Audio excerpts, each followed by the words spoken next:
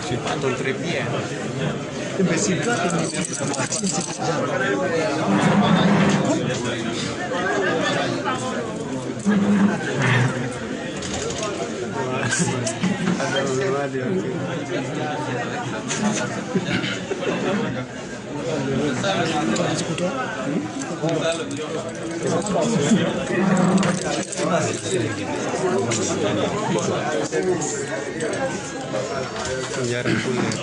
C'est bon, on peut aller après. Oui, oui. C'est pas la peine que j'explique la zone. Section. Ça va faire de l'écho. Ça va faire de l'écho. Ça va faire de l'écho. La chance de sa terre. Ça va faire de l'écho. C'est bon. Oui, c'est bon. Je vais lever. Vous dites les deux mots publics, après on pose des questions. Cléto se remercie pour... Là, nous, on pose nos questions.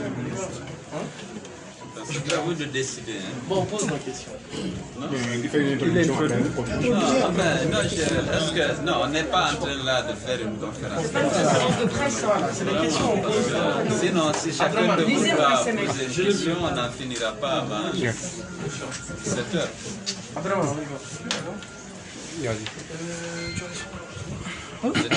Vas-y.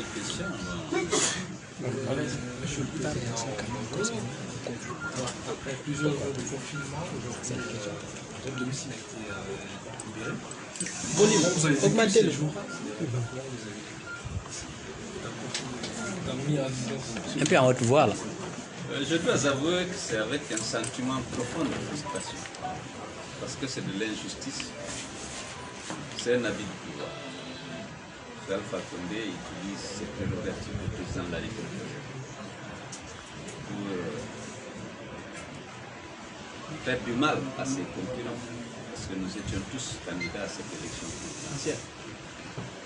Mais ça s'inscrit dans le cadre de la campagne d'intimidation et de violence qu'il a décidé de déclencher pour faire passer son hold-up électoral. La répression sanglante qui s'abat sur les citoyens guinéens depuis le lundi, le lendemain de l'élection, la séquestration dont je suis l'objet, le siège devant les bâtiments abritant mon siège et devant celui abritant mes bureaux, s'inscrivent effectivement dans le cadre de cette campagne d'intimidation et de violence. Mais je dirais aujourd'hui, ils ont levé le siège devant mon domicile. Ce n'était pas une revendication. Ma revendication, c'est la reconnaissance de ma victoire. Et à cet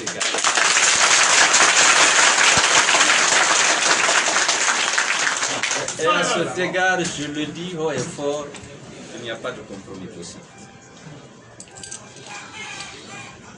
Je ne veux pas que les gens considèrent que cet allègement, si on peut l'appeler ainsi, doit occulter l'objectif que nous avons, celui de défendre jusqu'à la victoire qu'on a acquise dans les urnes, et de refuser par tous les moyens justement l'hold-up électoral que M. Alpha Condé est en train de préparer. J'ai vécu, pour revenir à votre question, lorsque vous êtes victime d'injustice, vous êtes victime de violence, par la volonté d'un homme qui veut faire mal à ses adversaires, parce que ça ne repose sur aucune base légale. Les gens qui sont venus n'ont présenté aucun document, ils se sont installés, ils ont installé les pick-up, les engins lourds que vous avez vus, et ont interdit toute sortie et toute entrée. C'est des instructions d'Alpha. Il n'y a rien derrière, sauf la volonté d'intimider les adversaires pour qu'on ne revendique pas notre victoire. Mais là, croyez-moi, il s'est trompé. Parce que cette revendication, ce combat pour la reconnaissance de notre victoire sera mené jusqu'au bout. Merci.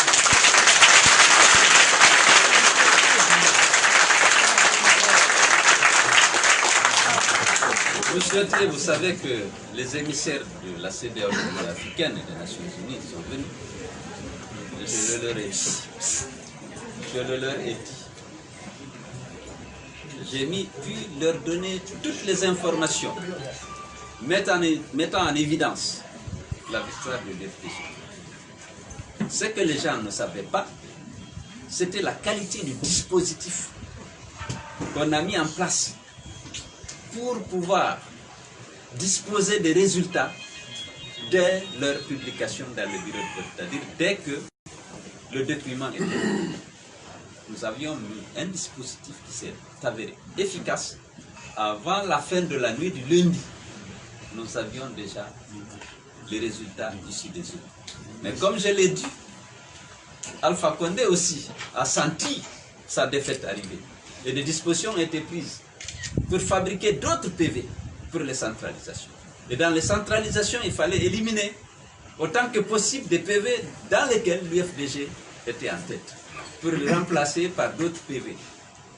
Dans ces fiefs, lorsque c'est seulement 40-50% des inscrits au bureau de vote qui se sont rendus aux urnes, il fallait dire que 99 ou 100% des inscrits ont voté référendum.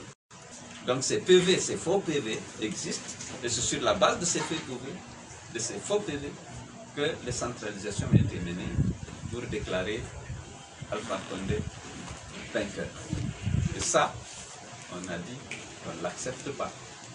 Parce qu'on s'est investi. On a investi beaucoup d'intelligence, d'énergie et de moyens techniques modernes pour pouvoir obtenir ces résultats. Parce que ces résultats ont été transférés électroniquement à nos sièges. Mais personne ne doutait que l'UFDG disposait d'un tel équipement. Si bien que le G5 a dit, si la CENI avait le même équipement, on n'aurait pas eu tant de retard dans la publication des résultats. Alors, j'ai parlé des partenaires qui sont venus. Vous avez bien appris qu'au départ, j'ai dit que je ne vais les rencontrer qu'à mon bureau. Je l'avais dit à Espace et ailleurs, et j'étais ferme. Toute la journée, il y avait des négociations. Mais avec mes collègues au parti, on a dit que toutes les opportunités sont bonnes pour communiquer les informations mettant en évidence notre victoire. Parce que c'est mal connu. Mais lorsqu'on explique aux gens, tirant les leçons de l'entretien qu'on a eu avec le G5, c'est-à-dire l'ambassade de France, les États-Unis, l'Union européenne, la CEDEAO et les Nations Unies, on a dit qu'il est important, compte tenu de la qualité des pièces à conviction qu'on détient, il est important de saisir ce truc. Il ne faut pas les laisser partir sans les mettre devant leur conscience. Et c'est ça, donc finalement, on a accepté, après qu'ils viennent et qu'on leur explique, tout en réaffirmant notre détermination à ne pas accepter le hold-up électoral. Et en leur faisant le reproche, bien entendu, de n'avoir rien pu faire pour ouvrir un dialogue pour préparer ces élections. Ils n'ont rien pu faire pour aider les Guinéens à se sortir de cette crise qui dure depuis 1 an. Chaque fois qu'ils sont venus, ils sont repartis, ils ont organisé des visioconférences, soi-disant pour préparer un dialogue politique.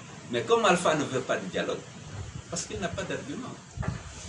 Lui, comme disait l'autre, c'est l'argument de la force, et non la force des arguments. Donc il ne veut pas de dialogue. Donc on leur a fait ce reproche, ils sont venus promptement au chevet du Mali pour essayer d'aider les Maliens à s'entendre, même si les Maliens eux-mêmes ils ont réglé leurs problèmes sans la CEDEAO. Mais nous, on avait voulu bénéficier de la solidarité de la CEDEAO parce que nous sommes membres fondateurs de cette organisation. Nous sommes dans l'espace de la CEDEAO. Lorsque il y a une crise, lorsqu'il y a eu tant de morts, de fosses communes à Zérékoré, plus de 30 Guinéens ensevelis nuitamment pour dissimuler les traces de ces morts-là. La fosse commune a été identifiée, c'est dans la forêt du premier. On les a pas vus.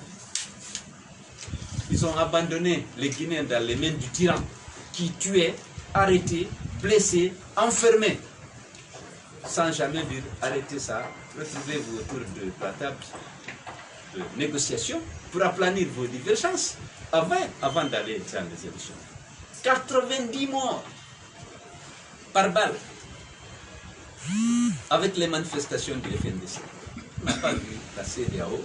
Venez pour calmer le jeu, venez, on va s'asseoir. Qu'est-ce qui vous oppose? Comment on trouve une solution? Puisqu'Alpha Condé ne voulait pas négocier. Toutes les élections, on les a préparées à travers des dialogues politiques pour qu'on puisse ensemble définir un chronogramme consensuel et prendre toutes les dispositions pour garantir la transparence et l'équité du scrutin. Cette fois-ci, non, on est aux élections avec les règles d'Alpha. Pas d'affichage des listes. Comment vous voulez faire une révision des listes électorales sans afficher les listes pour que les gens vérifient s'ils sont effectivement dans le fichier ou pas? La distribution des cartes. Vous n'avez pas de recours. On a changé les membres des bureaux de vote pour mettre exclusivement des gens du RPG comme à Koya et dans la plupart. On vous dit que vous n'avez pas le droit à une copie du PV. Il a fallu attendre vendredi pour que la CENI nous sorte un communiqué et qui propose des solutions inapplicables. Inapplicables. Donc tout ça, la Cour constitutionnelle rend un verdict faisant obligation à la CENI de donner une copie à chaque candidat. Nous, on a reçu cet arrêt seulement le lendemain des élections. Si cet arrêt est valable, en ce moment, il faut revoir les élections. Parce que la loi n'a pas été respectée. C'est la loi qui prévoit que chaque candidat doit savoir qu'est-ce qui est sorti de chaque bureau de vote. Avant, la CENI avait obligation de publier sur son site tous les PV des bureaux de vote. Donc voilà un peu le message que je voulais vous adresser.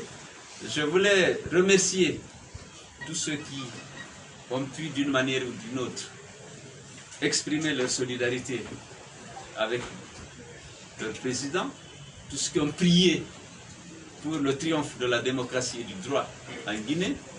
Nous avons été très sensibles, on a reçu beaucoup de textos, beaucoup d'appels et surtout féliciter ceux qui sont battus pour le triomphe, pour défendre le droit. Et je voudrais présenter mes condoléances pour terminer à ceux qui ont perdu des proches. On est à plus de 30 morts aujourd'hui. Les gens continuent de succomber à leurs blessures parce qu'ils ont été